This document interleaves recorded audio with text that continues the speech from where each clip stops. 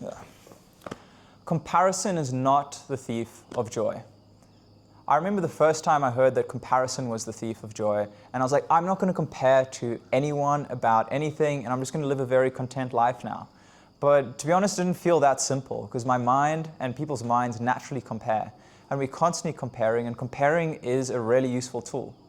So during this video, what I'm going to do is I'm going to share 3 things that I've personally found useful around comparison, and using comparison, and these help you use comparison in a way that actually brings your life more joy and not less. So before we get into this, I want you to think back to a moment where in your own life, comparison got in the way of you living your best life or just having a great time. For me, an example that first comes to mind was when I was playing a lot of tennis and I was wanting to pursue it to a high level. I remember if there was a player that was younger than me that I felt had put in less effort than me and had a bad attitude. Specifically, there were those players around. And you can even notice this with professional players, like if Nadal plays Nick Kyrgios, he will get slightly annoyed and pissed off. And I think I felt that with other players, because it just feels completely unfair that they will beat you or they will win points and you're like, what is this? But one of the things to realize is that actually, at the end of the day, it doesn't really matter and you can't control that. So all you can control is putting your best foot forward. So that was one of the lessons that I had to learn, but that was one of the situations that I would feel this sense of, I would feel annoyed or frustrated, and I could sit in that place for a while after I lost those matches and be like, oh, what's the point? But everyone has their own version of that, or everyone has different moments where comparison can get in the way of them feeling a greater sense of joy and peace. And I just want to say at the beginning, there's also nothing wrong with feeling jealousy or envy if it naturally arises in your body, and just thanking it when it does arise. But this is more for getting out of it and not staying in it, because a lot of people can fester or stay in it and do crazy. So the first one is that the best life to live is the life that you're living. And the life that I want to live is the life that I'm living. This is a belief or a mantra which I tell myself most days. And I think for a while, when I first said that, I could notice the resistance in my body, whether it was in my chest or wherever it was in my body arise. But as I just became present with that and I started to repeat that belief more and more, my reality started to reflect it. Now I feel with so much more greater conviction that the life that I want to live is the life that I'm living, and the best life to live is the life that I'm living.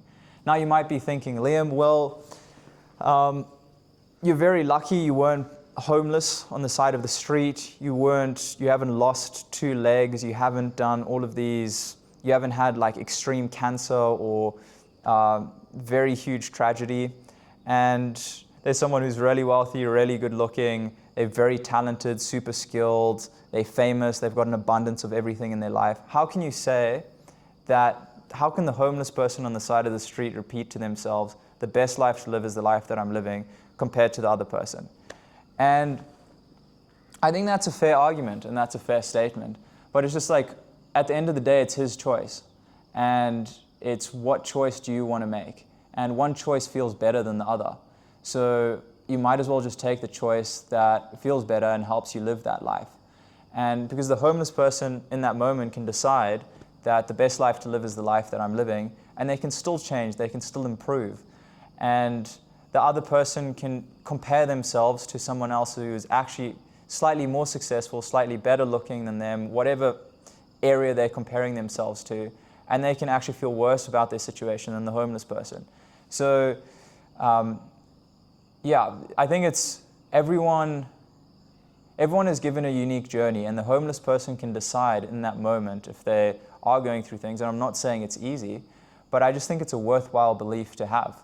Because if that homeless person does decide that the best life to live is the life that I'm living, then what they can do is then they can inspire other people around them, and they can improve, they can learn, they can help lift other people out of poverty because they've been through that themselves and they've got a deeper understanding. And you can find reasons why your life is the best life to live.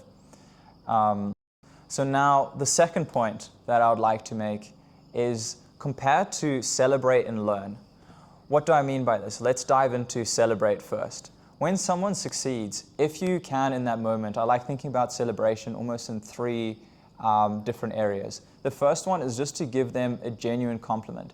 So this could be like if someone on your Instagram, you feel the sense of comparison or jealousy. The flip side of jealousy and envy is inspiration.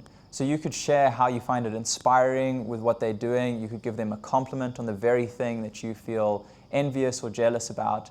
And you can just say congratulations. At the start, this might feel a little bit fake, but over time, it just becomes default. And then you start to amplify your joy. Because if you think about it, you can only win once, but if there's 8 billion people can win 8 billion times. And if you felt gratitude and excitement for 8 billion people, you're going to feel a lot more gratitude and excitement than if you're just only feeling it when you succeed or when you win.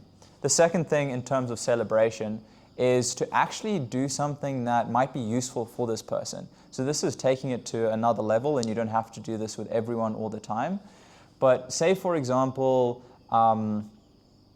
in tennis, I felt jealous of Novak Djokovic.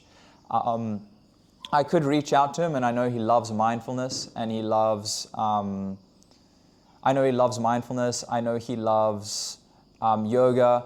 I could think about next time he's in a beautiful location, like what is a yoga or meditation studio that he might like, that I could help film something for him. Position your mind that every time you compare or you feel that, you almost open up an opportunity or possibility of something that you would love to be a part of. Thinking about little ways you can add value to someone. It could be a contact, it could be anything. And that's another way of celebrating other people's success. It's like, how could you actually help this person get to the next level in whatever they're doing? The third thing is just realizing that a rising tide can lift all boats. Simon Sinek speaks about this in terms of the infinite game.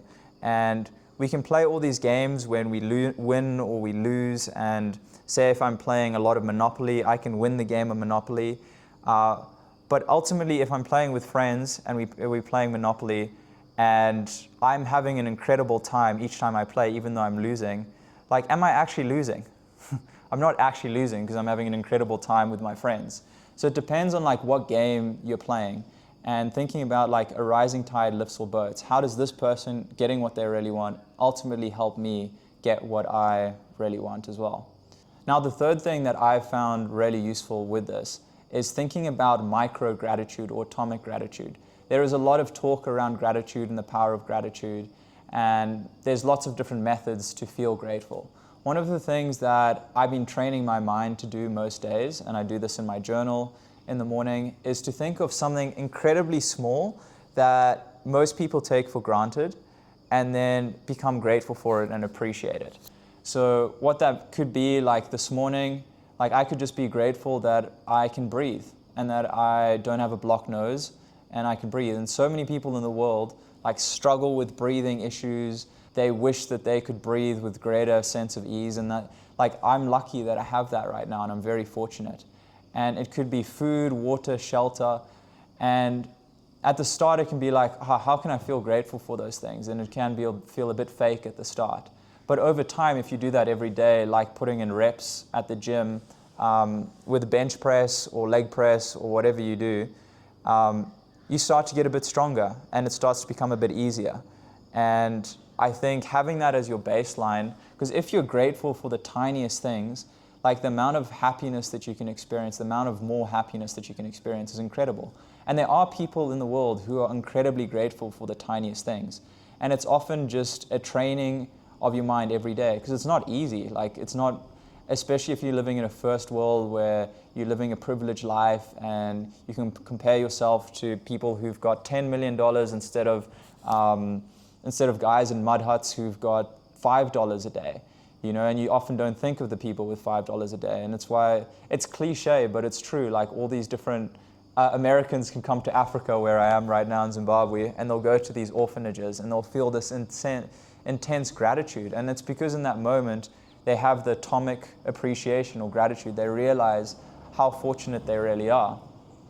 But you don't have to go to Africa to an orphanage to experience that. You can do that every day with a journal in your, I guess it's also they're giving back. So it's gratitude and generosity, which is adding to that feeling.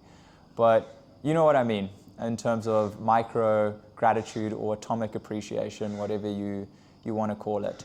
So those are the three things that I found incredibly useful. One is the best life to live is the life that I'm living. Number two is compare, to learn and celebrate. And number three is to have micro gratitude or atomic appreciation and practice it in some way, shape or form every day.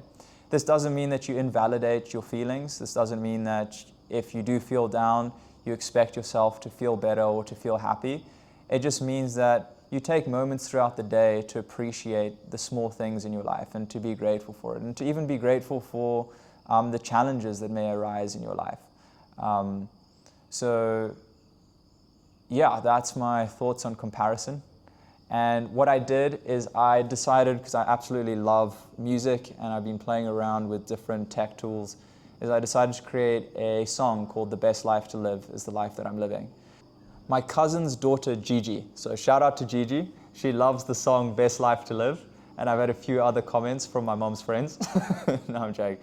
And from a few other people, and they really love the song The Best Life to Live. And part of the reason behind this is all these different ideas that I shared with you in this video, I decided to have as a song, because when you can listen to something on repeat, just like when if you've had a song in the past get stuck in your head, and you're like, why is that annoying lyric stuck in my head? I wanted to get empowering ideas and beliefs stuck in people's heads. So what this looks like is, imagine just waking up and the first thought or some of the thoughts that are in your mind is, the best life to live is the life that I'm living. The life that I want to live is the life that I'm living. And I compare in a way that helps me celebrate and learn. And imagine that's like your default mode, like that's your default system. And I was like, how can I do that for myself? Because I've noticed, even though I've learned and listened to videos like this before, actually embodying it is really different. So the song to me was a reminder of the power of comparing in a way that helps me celebrate and learn more. When you're comparing to learn and celebrate, another thing that you can do is simply ask the question, like, what can I learn from this person? What advice could I ask this person? And I think it just opens up so many opportunities or possibilities. Like, I almost now get excited if I feel a sense of jealousy or envy towards someone, because I know there's something often great that I can learn from them or from their situation, and it's ultimately going to help my life. But yeah, so that would be one of the other things in terms of compare and celebrate, is to really ask, what can I learn from this person? How can this situation help me improve my own situation? So thank you so much for listening to this video. I hope you found it useful.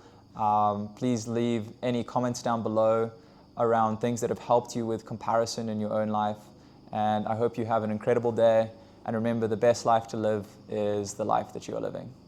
Thank you.